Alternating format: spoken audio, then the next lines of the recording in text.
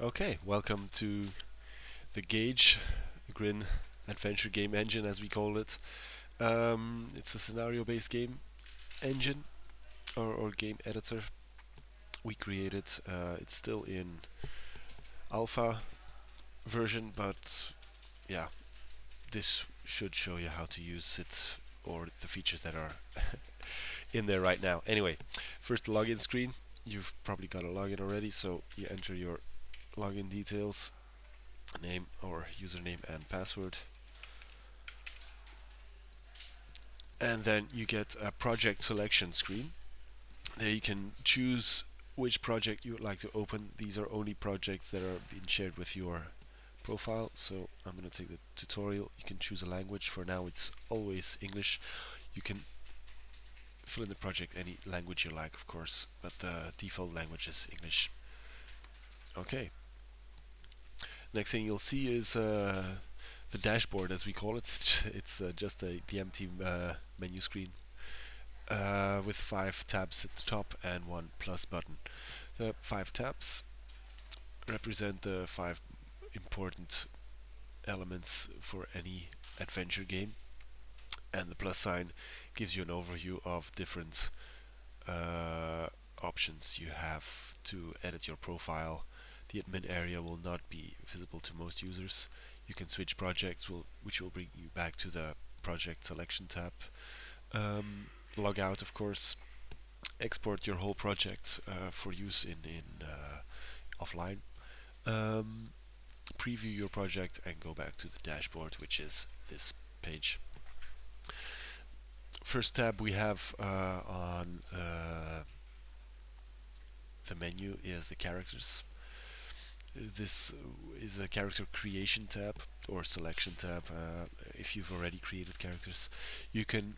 There are two basic types of characters, of course: the playable characters and the non-playable characters, the NPCs. Um, this is just a selection box where you can select if it's a playable or non-playable character. We have a small character library here with only female characters with very funny names. Um, you fill in the character's name, give it a color. This is still in text format, but this will be a color selection box, and you can give your character a description. There's a map overview um, where you can actually create your own maps. This is only for scenario purposes because it's quite limited to what you can do. You can select if a particular block is a building, if it's grass, if it's a road, if it's water, or you can add the details that have been added to the specific area. You can always also add points of interest or markers. That's where you can create spawn points or points where characters should be moved to or specific things are triggered.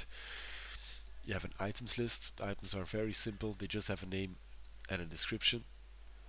Um, that's all for now. Later on we'll be linking statistics to specific items and stuff like that. For the time being, we've realized that it's not really necessary to create a game.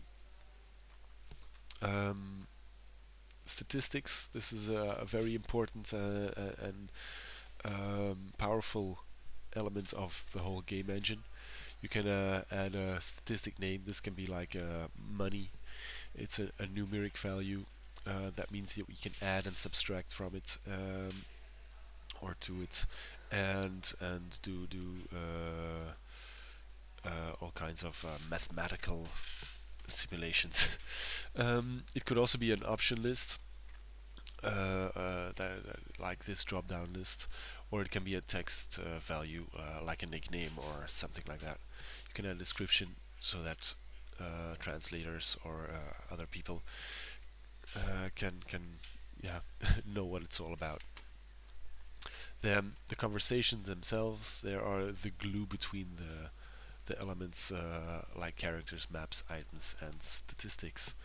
So in the next tutorials, I'll go deeper into each of these elements and yeah, that's the end of. So this is the end of tutorial 1.